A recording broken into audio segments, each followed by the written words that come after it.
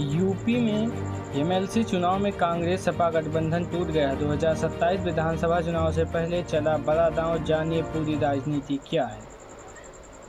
UP Congress अध्यक्ष अजय राय ने प्रदेश के आगामी विधानसभा परिषद एमएलसी चुनाव में 11 सीटों पर अकेले उतरने का ऐलान किया। उन्होंने कहा, स्नातक और शिक्षक एमएलसी चुनाव में कांग्रेस किसी भी दल के साथ गठबंधन नहीं करेगी। पहले पंचायत चुनाव और अब एमएलसी की 11 सीटों पर अकेले चुनाव लड़ने का ऐलान कर कांग्रेस का क्या संदेश देना चाहती है। आखिर 2027 विधानसभा चुनाव से पहले कांग्रेस गठबंधन से क्यों परहेज कर रही है, कांग्रेस की रणनीति क्या है।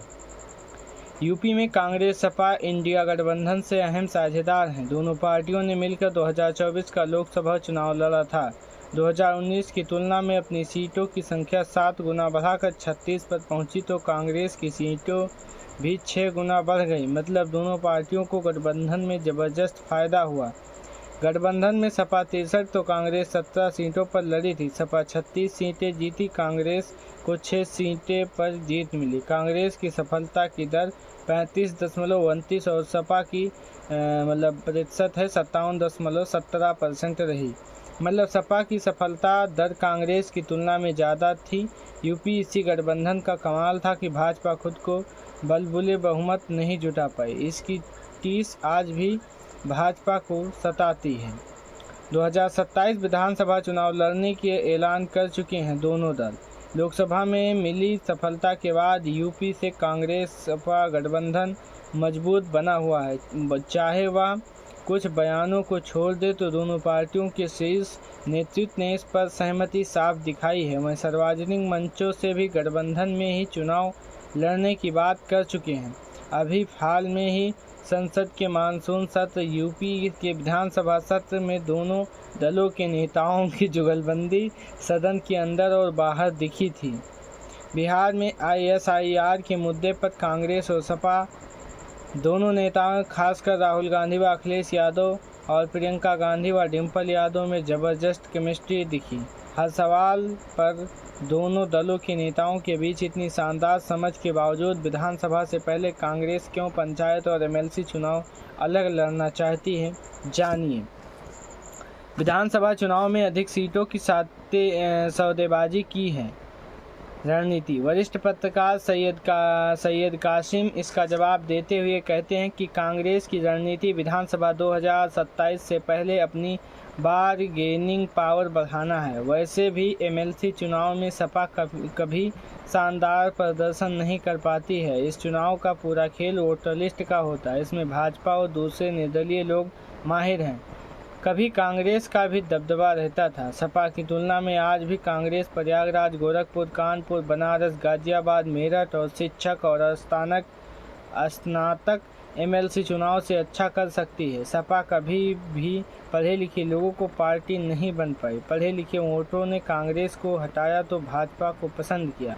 कांग्रेस को लगता है कि वो भाजपा को चुनौती दे सकती है। दूसरा, वो एमएलसी और पंचायत चुनाव जीतकर विधानसभा चुनाव से पहले अपनी ताकत दिखाना चाहती है। तभी वह बारगेनिंग करने की हैसियत में होगी। 2029 लोकसभा चुनाव से पहले वैसे भी कांग्रेस के लिए कुछ भी यूपी में दांव जैसा नहीं लगा है।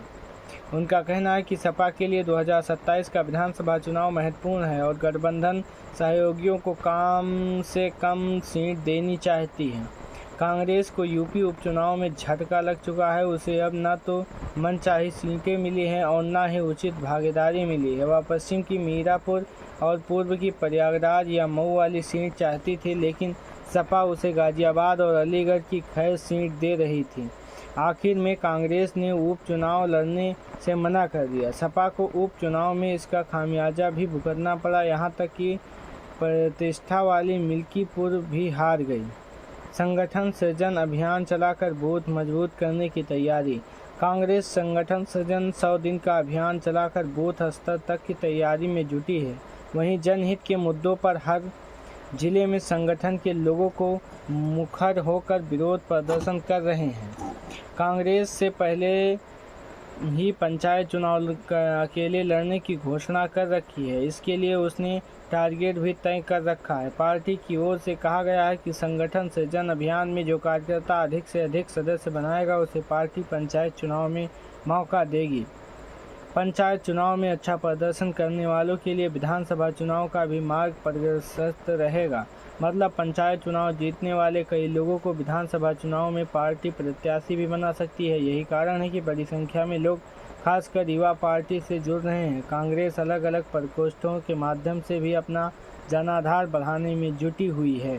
कांग्रेस ने प्रदेश के 403 विधानसभा सीटों को 3 कैटेगरी में बांटा। कांग्रेस पहले ही प्रदेश की 403 विधानसभा सीटों को 3 कैटेगरी में बांटकर तैयारी में जुटी है।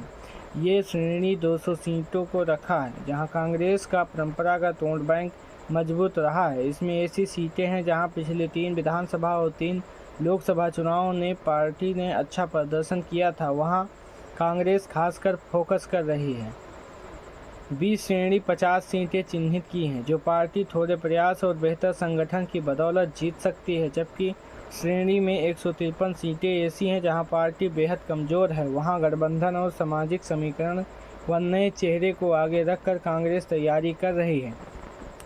हालांकि गठबंधन के लिए सपा से होने वाली बातचीत में पार्टी का फोकस एक श्रेणी वाली सीटों पर रहेगा, जहां पार्टी के लिए जीत की संभावना बेहतर रहेगी। बिहार चुनाव की तर्ज पर ही होगा यूपी में सपा कांग्रेस गठबंधन। वरिष्ठ पत्रकार रतन मणि लाल कहते हैं, कांग्रेस का लक्ष्य 2027 नहीं 2029 है। अभी कांग्रेस की सबसे बड़ी कमजोरी है कि उसका यूपी में अपना कोई जनाधार ही नहीं बचा है। यही कारण है कि पार्टी अपना संगठन मजबूत करने में जुटी है। कांग्रेस अध्यक्ष अजय राय के बयान से 2 बातें स्पष्ट हैं कि 2027 का चुनाव वे साथ लड़ेंगे। उनका गठबंधन केवल विधानसभा के लिए, उससे पहले पार्टी को मजबूत करने के लिए वे सब कुछ करेंगे। पंचायत और एमएलसी चुनाव अकेले लड़ने की उनकी घोषणा को अभी शक्ति प्रदर्शन के तौर पर देखा जाना चाहिए, जैसा कि भाजपा के सहयोगी दल भी इसी तरह का बयान दे चुके हैं। उनका ये कहना है कि हमारा गठबंधन लोकसभा और विधानसभा के लिए है। ऐसा कह रहे हैं वो सपा को संकेत देना चाहते हैं कि पार्टी पूरी तरह से उनके सामने नतमस्तक नहीं है। खुद का आकलन करने के लिए कांग्रेस पंचायत चुनाव और एमएलसी का चुनाव अकेले लड़ना चाहती हैं। दोनों पार्टियां लंबे समय तक गठबंधन चलाना चाहती हैं, तो कांग्रेस और सपा दोनों एक दूसरे को नाराज नहीं करना चाहेंगी। ऐसे में एमएलसी चुनाव में कुछ सीटों पर उनका समझौता हो सकता है। बिहार चुनाव में अच्छा प्रदर्शन कर कांग्रेस का ये संदेश देने की कोशिश करेगी कि राजनीतिक तौर पर उसकी ताकत बची है। कांग्रेस को अपने नेता राहुल गांधी को मजबूत दिखाने के लिए चुनावी प्रदर्शन दिखाना ही होगा। इसके बाद ही वह यूपी में सपा से बारगेनिंग करने की हैसियत होगी।